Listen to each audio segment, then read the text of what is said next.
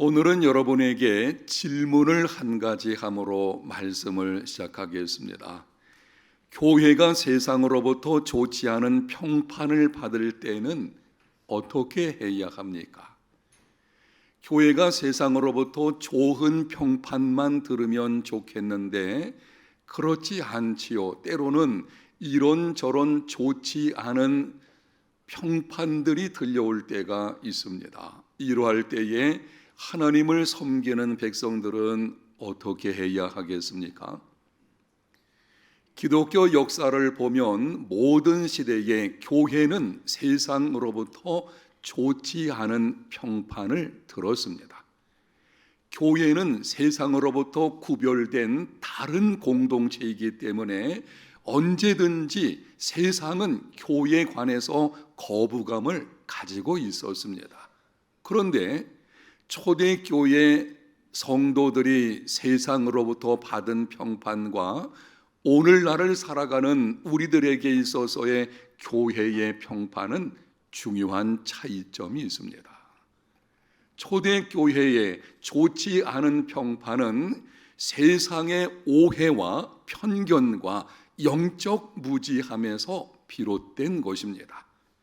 교회 안에 문제가 있다기보다는 세상이 교회를 잘못 알고 있기 때문에 오해를 하고 그리고 자기들의 편견과 무지함을 따라서 교회에 관해서 이러쿵저러쿵 말을 하게 된 것입니다.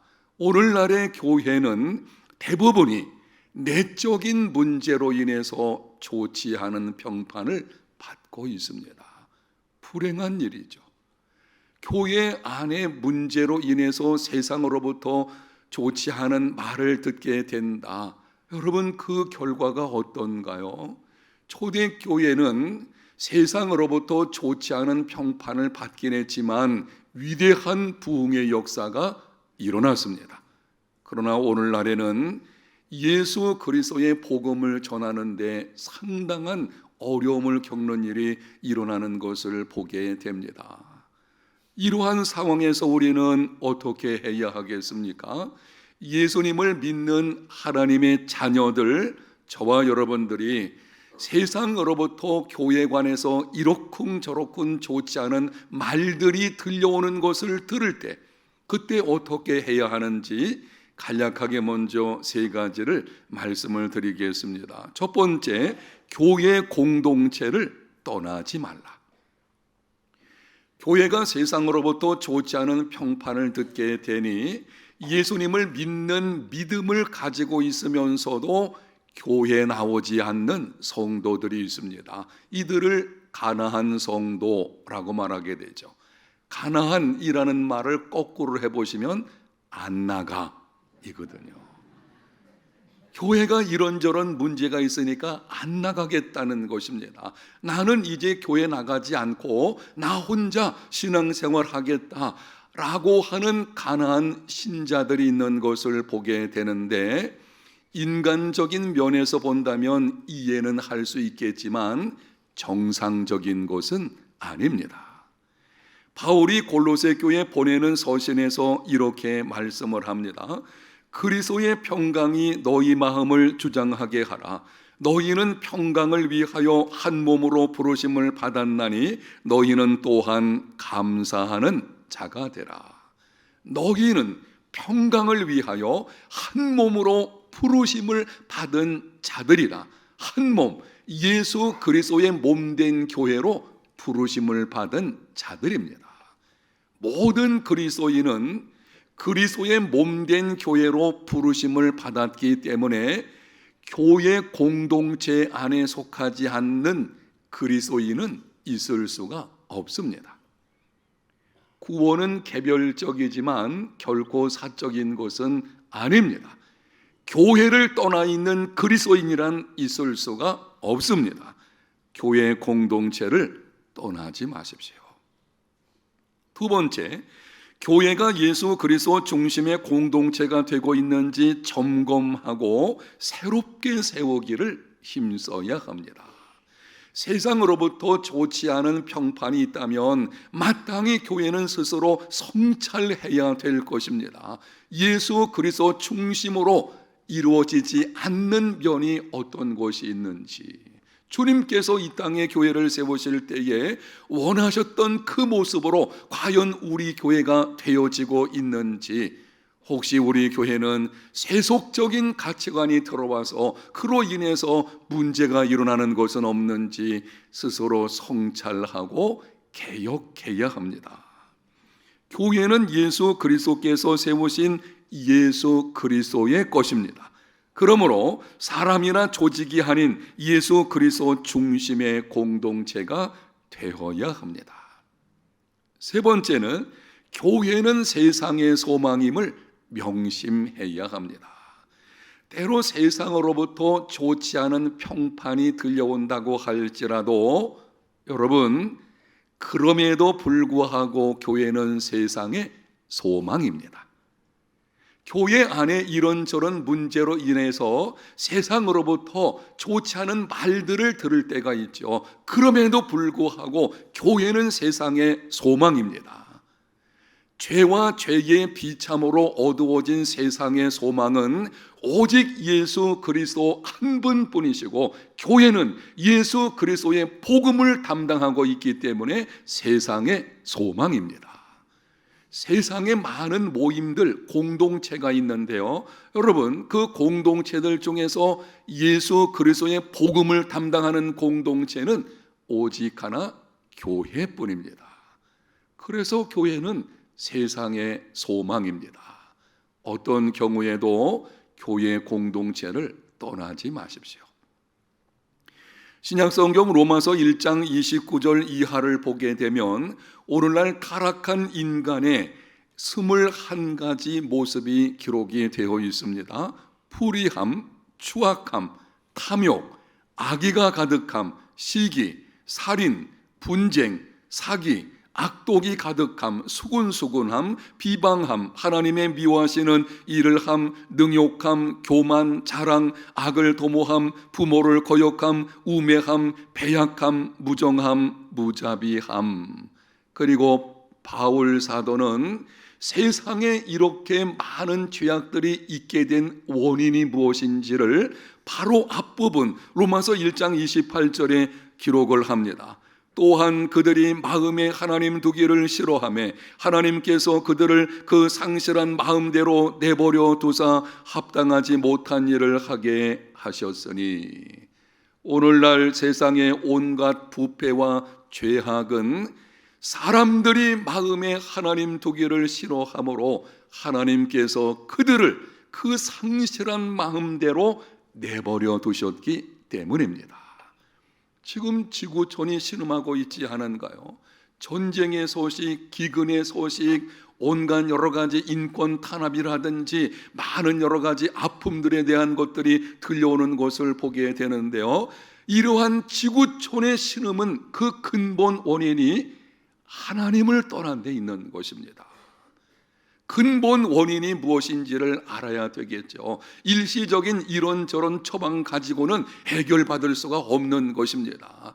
죄와 죄의 비참으로 인해서 어두워지고 신음하는 이 땅이 그렇게 된 이유는 근본적으로 하나님을 떠난 것이니 하나님께로 돌아오는 것만이 사는 길입니다. 다른 방법이 없어요. 내가 살고 내 가정이 살고 내 나라와 민족이 살고 인류가 사는 길은 한 가지뿐인데 하나님께로 돌아오는 것입니다. 어떻게 하면 하나님께로 돌아갈 수 있는가요? 예수님께서 말씀을 하셨습니다.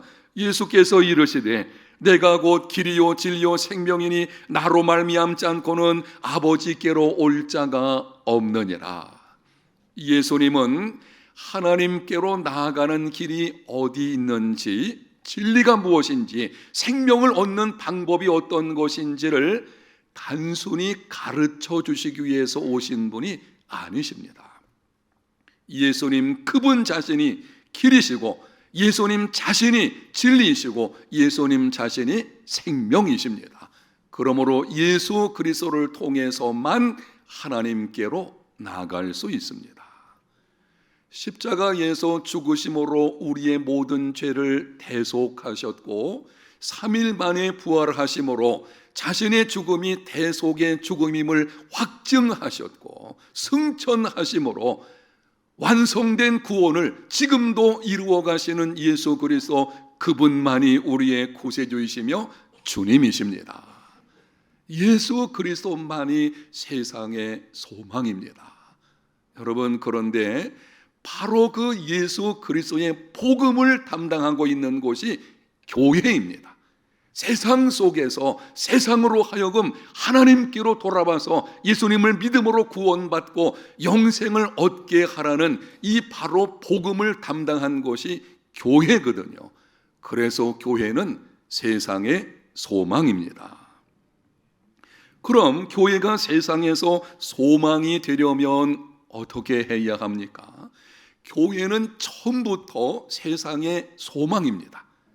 예수님께서 이 땅에 교회를 세우실 때에 그 처음에 세워질 때부터 교회는 본질적으로 세상의 소망입니다. 문제는 세상 속에서 소망으로 이루어지고 있느냐라는 것입니다.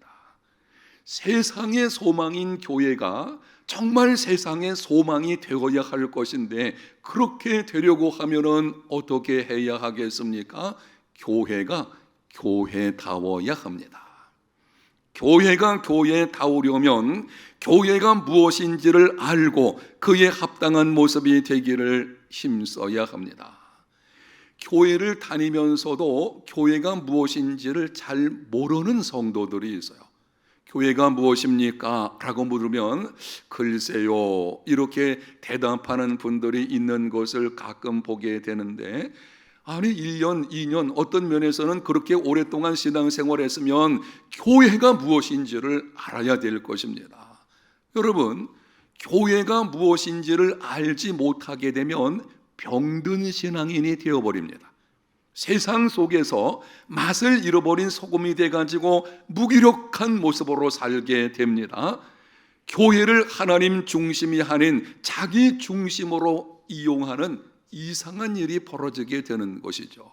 하나님 중심, 예수 그리스도 중심의 교회 생활이 되어야 되는데 자기 중심이 돼가지고 교회를 이용하려고 하는 이런 성도들이 있는 것을 보게 되는데, 왜 그런 일이 벌어지는가 하면 교회가 뭔지를 모르는 것입니다. 바른 교회관을 가진 자만이 하나님의 손에 아름답게 쓰임을 받을 수 있습니다. 교회란 무엇입니까?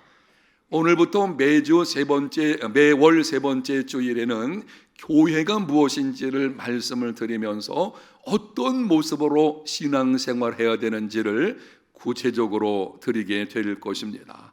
여러분, 시간 말씀을 들을 때에 내게 주시는 하나님의 말씀으로 받아 순종하는 삶이 되시기를 축복합니다. 오늘 본문 2절 상반절에는 교회가 무엇인지를 이렇게 기록을 합니다. 고린도에 있는 하나님의 교회. 바울이 고린도 교회에 편지를 쓰면서 문안 인사를 하는 이 서두에 이렇게 기록을 하고 있어요. 고린도에 있는 누구의 교회라고요? 하나님의 교회. 놀라운 말씀입니다. 당시 고린도 교회 안에는 많은 문제들이 있었습니다. 바울파, 아볼로파, 게바파, 그리스도파, 이렇게 파당을 지어가지고 서로 분열을, 그 가운데서 다툼이 있는 이런 일들을 보게 됩니다. 오늘날에도 교회 안에서 이런 비슷한 일들이 일어나는 것을 보게 되는데요, 우리 교회는 그런 문제가 없는 것이기 때문에 말씀을 드릴 수 있겠죠. 어떤 교회를 보게 되면 무슨 중직자들을 중심으로 해가지고 줄 세우기 하는 경우 있어요. 아무개 장로, 또 아무개 장로. 아니, 그래가지고 줄을 세워가지고는 나중에 중직 선거를 할 때에 자기 줄에 선 사람을 밀어주는, 이건 교회가 아니죠. 여러분, 교회는 그런 것이 아닌 것입니다. 교회는 하나이거든요. 나중에 구체적으로 여기에 관해서 말씀드릴 때가 있을 것입니다. 고린도 교회 안에는 계모와 간음한 자를 용납함으로 교회의 거룩성을 훼손시켰습니다. 아주 괴악한 죄악이 교회 안에 있었는데요, 어떤 사람이, 교회 다니는 어떤 사람이 계모하고 간음죄를 짓게 되었는데, 문제는 교회가 그것을 알면서도 그냥 놓아둔 거예요. 추측해 볼 때에 그 사람이 아마 교회 안에서 상당한 힘을 가지고 있었는지, 그러니까 아무도 건드리지를 못하는 것입니다. 마땅히 교회에서 그런 죄에 대해서는 치리해야 되겠죠. 거룩성을 잃어버린 것입니다. 교회 안에서 일어난 문제를 세상 법정에 송사함으로 교회 위상을 실추시켰습니다. 교회 안의 문제는 교회 안에서 해결을 봐야 되겠죠. 그런데 세상 법정으로 가지고 가게 되니 하나님의 이름의 영광도 떨어지게 되고, 그로 인해서 교회의 권위도 사라지게 되고, 이런 일이 고린도 교회 안에 있었어요. 우상 제물을 먹을 수 있는지 없는지 논란을 벌임으로 서로에게 상처를 주었습니다. 자신이 받은 은사가 최고라고 주장을 하면서 교회와 예배의 질서를 어지럽게 만들었습니다. 심지어는 예수 그리스도의 부활을 인정하지 않는 사람들까지도 있었습니다. 그럼에도 바울은 기록하기를 고린도에 있는 하나님의 교회라고 했습니다. 교회는 문제가 있어도 하나님의 교회입니다. 교회는 문제가 있다고 할지라도 예수 그리스도로 말미암아 구원받은 거룩한 신분을 가진 성도들이 모인, 그래서 하나님의 교회입니다. 따라합시다. 교회는 문제가 있어도 하나님의 교회이다. 아멘. 사도 바울은 예수님을 만나기 전에 예수 믿는 자를 박해하는 것을 사명으로 알았던 자입니다. 예수 믿는 자들, 그들을 진멸해야 된다, 이게 자기 사명으로 알았던 사람이었어요. 심지어는 사도행전 9장에 보게 되면 멀리 다메섹에까지 가서 예수 믿는 자들을 잡아다가 예루살렘으로 끌고 와가지고는 박해를 하려고 했습니다. 그런데 다메섹으로 가는 도중에 호련히 하늘에서 빛이 둘러 비치게 되었으니 예수님이 찾아오셨습니다. 예수님께서 말씀을 하셨습니다. 사울아, 사울아, 네가 어찌하여 나를 박해하느냐. 이 사울 바울은 교회를 박해한 것이고 예수 믿는 사람들을 박해한 것입니다. 그런데 예수님께서 말씀하시기를 나를 박해하였다. 교회를 핍박하는 것은 곧 예수님을 핍박하는 것과 같습니다. 무슨 말씀인가요? 교회는 예수 그리스도께서 자기 피로 사신 하나님의 교회입니다. 교회는 예수 그리스도께서 자기 피로 사신 예수 그리스도의 것이거든요. 바로 예수 그리스도의 공동체, 하나님의 공동체가 바로 교회인 것입니다. 그래서 교회를 흔드는 것은 이거 하나님을 흔드는 것과 같이 되어버리는 것입니다. 교회는 교회 안의 집단이나 지도자에게 속해 있는 것이 아닙니다. 교회 안에 어떤 특별한 모임이 있어가지고 거기에 교회가 속해 있는 것도 아니고요, 교회 지도자로 세워진 담임 목사에게 속해 있는 것도 아닙니다. 오래전에 한 번은 어떤 분이 제게 이렇게 질문하더라고요. 목사님, 요즘 교회 사업 잘 되십니까? 졸지에 제가 사업주가 돼버려서요. 마치 목사가 사업주가 돼가지고 그 사업을 일으키는 것처럼, 목사의 소유인 것처럼, 절대 그렇지 않습니다. 교회는 처음부터 성자 하나님께서 자기 피로 세우신 하나님의 것입니다. 교회 안에 때로는 이런저런 문제가 있다고 하여도 이 땅에 있는 교회는 여전히 의롭다는 신분을 받았지만 죄 가운데 있는 성도들의 모임이 아니겠어요. 그러다 보니까는 문제가 있을 수밖에 없어요. 그러나 그런 문제가 있을지라도 하나님의 교회입니다. 여러분, 이 분명한 사실을 기억하시고 지금부터 제가 몇 가지 주님의 이름으로 권면의 말씀을 드리겠습니다. 어떤 경우에도 교회 공동체를 흔드는 일을 하지 마십시오. 앞에서 말씀드린 것처럼 교회 공동체를 흔드는 일은 곧 하나님을 흔드는 일과 같은 것이거든요. 하나님은 절대 만홀히 여김을 받지 않으시는 분이십니다. 교회 안에 어떤 문제가 있어도 말을 조심하십시오. 교회 공동체를 힘들게 만드는 원인 중에 하나가 이 말 때문인 것입니다. 쓸데없는 말, 교회를 무너지게 하는 말들을 하는 경우가 있는 것을 보게 되는데 말을 바꿔야 할 것입니다. 교회를 세우기를 힘쓰는 말이 되어야 합니다. 내 생각을 따라서 교회를 좌지우지하려 하지 마십시오. 기득권을 주장하지 말라고 하는 것이죠. 내가 이 교회에 오랫동안 섬겼고 그동안 많은 수고했으니 마땅히 내게 권리가 있지, 그래가지고 자기 권리를 행사하려는 이게 기득권이고요. 이거 점점 잘하게 되면 내 마음대로 교회를 움직이려고 하는 성향이 있는 것을 보게 되는데요, 그건 안 되는 것입니다. 교회는 섬김의 공동체입니다. 오직 겸손함으로 교회를 섬기는 믿음의 삶이 되시기를 축복합니다. 교회가 무엇인지 본문 2절 하반절에는 이렇게 기록을 합니다. 곧 그리스도 예수 안에서 거룩하여지고 성도라 부르심을 입은 자들과 또 각처에서 우리의 주 곧 그들과 우리의 주 되신 예수 그리스도의 이름을 부르는 모든 자들에게, 교회가 무엇인지 바울이 정의를 내리는 것입니다. 고린도에 있는 하나님의 교회, 그런데 교회가 무엇인지 성도라 부르심을 입은 자들, 예수 그리스도의 이름을 부르는 모든 자들, 바로 예수 믿는 자들의 모임이 교회입니다.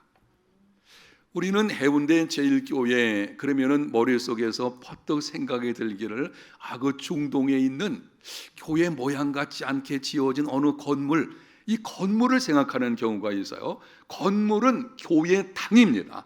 교회는 예수 믿는 성도들의 모임이에요. 해운대 제일교회라고 하면 이 건물을 가리키는 것이 아니고 해운대 제일교회에 속한 모든 성도들의 모임을 가리키는 것입니다. 여러분, 그러므로 교회의 운명은 보이는 건물이 아니라 교회를 이루는 성도들에게 있습니다. 구약성경 열왕기상 8장과 9장을 보게 되면 솔로몬이 7년에 걸쳐서 애를 써가지고 성전을 건축했습니다. 완공된 후에 하나님께 봉헌을 하면서 기도를 하게 되었는데요, 하나님 아버지, 이런 일이 있을 때에 이 성전을 향해서 기도하게 되면 하늘에서 들으시고 놀라운 은혜를 베풀어 주시옵소서. 간곡하게 간구할 때에 하나님께서 찾아오셔서 말씀을 하셨습니다. 내가 너의 모든 기도를 들었노라. 이 성전을 거룩하게 내가 구별할 것이고 내 이름을 영원토록 거기에 두게 될 것이다. 그리고 이 성전을 내가 보살피며 항상 지켜주겠다. 아주 놀라운 약속의 말씀을 주셨습니다. 그런데 거기서 끝난 것이 아니고 그 다음에 이렇게 말씀을 하셨습니다. 여러분의 이해를 돕기 위해서 쉬운 성경 번역으로 말씀을 드립니다.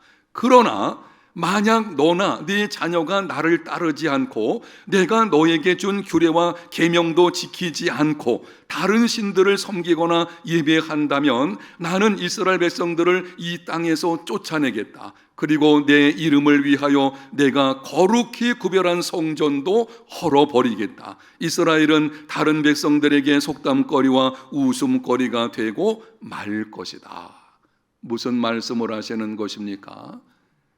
성전의 운명은 성전의 화려함이나 웅장함에 있는 것이 아니고 그 성전을 출입하는 이스라엘 백성들의 믿음에 있다는 것입니다. 하나님께서 말씀하시는 것입니다. 성전을 지었느냐? 그래, 내가 그 성전에 함께 할 것이다. 그러나 기억하라, 만약 너희들이 나를 떠나서 우상을 섬기고 자기 마음대로 죄 가운데 있게 되면 내가 이 성전이라도 완전히 파괴시켜 버리겠다는 것입니다. 실제로 이후에 이스라엘 백성들이 계속 우상을 섬기고 하나님께서 종들을 보내서 돌아오라고 말씀하셨음에도 계속 거역하게 되니 바벨론을 들어서 예루살렘을 공격하게 하셨고 예루살렘 성전이 완전히 파괴가 되어 버렸습니다. 그 당시 이스라엘 백성들은요, 성전이 파괴된다는 것은 상상도 하지 않았을 것입니다. 어떻게 하나님의 거룩한 이름이 있는 성전이 파괴될 수 있는가? 하나님 말씀하셨어요. 너희들이 바른 믿음 생활을 하지 않으면 그 성전을 내가 허물어 버리겠다. 한 교회의 운명은 아름답고 화려한 건축이나 교인수, 헌금 액수 혹은 속한 사람들의 사회적 지위에 있는 것이 아닙니다. 한 교회의 운명은 그 교회를 이루는 성도들의 믿음에 있습니다. 여러분, 그러므로 교회는 건물이나 프로그램 중심이 아니라 사람을 살리고 사람을 키우고 사람을 세우는 생명사역이 중심되어야 합니다. 영혼을 구원하고 영혼을 성숙해 만들고 그 가운데서 세상에 선한 영향력을 끼치는 이 생명사역이 교회의 중심이 되어야지, 건물이나 아니면 어떤 프로그램이나 조직은 그거는 생명사역을 위한 하나의 보조수단에 불과한 것입니다. 만약 영혼을 구원하고 성숙케 하는데 장애가 되는 프로그램이라면 아무리 그럴듯하여도 과감히 폐지되어야 합니다. 교회 안에서 전통은 참 중요한데요, 우리 교회가 70년이 넘는 전통을 가지고 있죠. 이 전통은 무시할 수 없어요. 아주 중요한 것입니다. 여러분, 그런데 만약 그 전통 중에 어느 것이 생명사역과 관련돼서 멀어진 것이라면 과감히 바뀌어야 되죠. 개혁되어야 하는 것입니다. 전통도 개혁되는 것이 마땅합니다. 이 전통에 사로잡혀 있는 교회 중에서는 마치 무슨 조직을 바꾸거나 그러면 교회가 문제나 생기는 것처럼 야단법석을 떠는 경우들이 있어요. 그렇지 않습니다.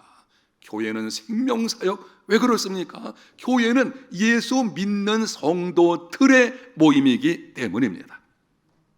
지금 우리 교회가 새 예배당을 건축을 하고 있습니다. 하나님께서 땅도 주셨고 건축비도 주셨고, 그래서 부담 없이, 사실은 이 예배당을 건축하는 것이 굉장한 부담스러운 일이거든요. 근데 우리 교회는 이번에는 부담 없이 이렇게 지을 수 있는 기회를 주신 거죠.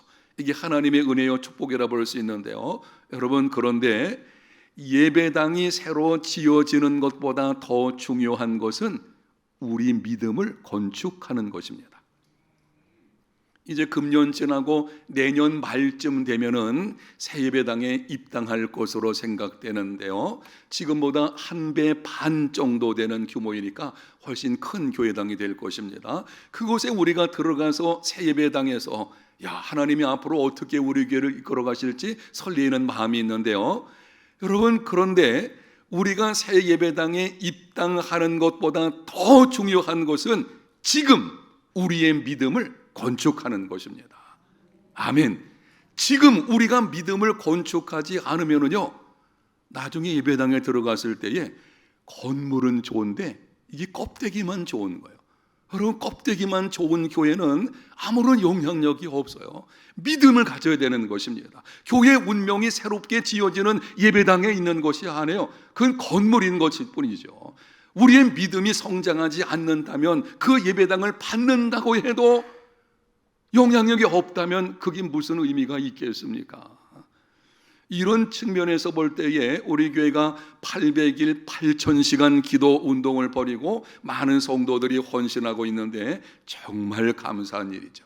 그게 믿음을 건축하는 것입니다. 하나님, 예배당의 은혜 중에 잘 순조롭게 지어주게 해주세요. 그것도 있지만 그 가운데 기도하는 중에 나의 믿음이 자라게 되는 것이고, 여러분, 릴레이 기도에 헌신하시고 시간이 되지 않는다고 할지라도 기도의 자리를 회복하는 시간이 되시기를 축복합니다. 믿음을 건축하는 방법은 다른 것이 없어요. 말씀의 자리, 기도의 자리를 지키는 것입니다. 주일 오전 예배, 오후 예배도 있죠. 수예배도 있죠. 새벽 기도회도 있죠. 여러분, 셀 모임도 앞으로 3월부터 있게 될 것이고, 어쨌든 이 말씀과 기도의 자리를 사모하고 지킬 때에 그때 우리의 믿음이 자라나게 되어지는 것입니다. 오래전에 한 번은 서울에서 어떤 특별 모임에서 설교를 하게 되었습니다. 설교를 마치고 식사를 하게 되었는데 옆에 앉은 분이 제게 이렇게 묻습니다. 목사님, 해운대 제일교회 교인 수가 몇 명이나 됩니까? 저는 그런 질문 받으면 좀 속이 약간 거북합니다. 왜냐하면 몇 명입니다 라고 하는 그 숫자가 목회자의 능력을 측정하는 것처럼 보여지기 때문에 그런 거예요. 요즘 세상에 이 물량주의적인 잘못된 가치관이 교회 안에 들어와 가지고는 한 목회자를 평가할 때도 교인 수가 몇 명입니까? 교회 1년 예산은 얼마나 되나요? 교회 안에 사회적 지위를 가진 사람들이 얼마나 돼? 이런 것 가지고 보는 경우들을 알게 되는데요. 아니죠. 여러분, 교회 운명은 거기 있는 것이 아닙니다. 제가 어떻게 질문하니까 마지못해 우리 교회는 어린아이부터 노년에 이르기까지 몇 명 정도가 출석합니다. 그렇게 말을 했지만 한편으로는 마음이 조금 거북하기도 하고 이런 생각 들기도 합니다. 야, 이거 교회가 몇 명 안 되는 미자립 교회 같은 경우는 이거 굉장히 좀 어색하겠네. 여러분 안 그런가요? 그러나 교회의 운명은 거기 있는 것이 아니에요. 교회의 숫자가 얼마나 되는지 여기 있는 것이 아니고 그 교회를 이루고 있는 성도들 한 사람 한 사람의 믿음에 달려 있습니다. 아멘. 우리 해운대 제일교회 운명은 앞으로 지어질 새 예배당에 있는 것도 아니고요, 그 건물이 있는 것도 아니고, 우리 교회 성도들의 숫자 그리고 1년 예산 여기 있는 것도 아니고, 저와 여러분 한 사람 한 사람의 믿음이 성숙해지는데 여기 있는 줄로 믿습니다. 그래서 금년에 우리 교회 표어가 예배를 생명같이 셀을 내 몸같이, 그 다음에 뭐죠? 교회를 교회되게. 교회를 교회되게 하는 가장 좋은 방법은 우리 교회를 이루고 있는 저와 여러분 한 사람 한 사람이 거룩한 사람으로 변화되는 것입니다. 내가 변화되는 거예요. 교회가 변화되고, 이 교회가 교회되어지는 역사는 무슨 프로그램을 바꾼다든지 조직을 바꾸는 것이 아닙니다. 교회를 이루는 나를 개혁하는 것입니다. 이렇게 하십시오. 여러분이 교회에 관해서 이런저런 말들을 할 수는 있겠는데요, 그때에 남 얘기하듯 하지 마십시오. 남의 문제가 아니거든요. 교회, 이건 내가 교회를 이루니까 내 문제인 거예요.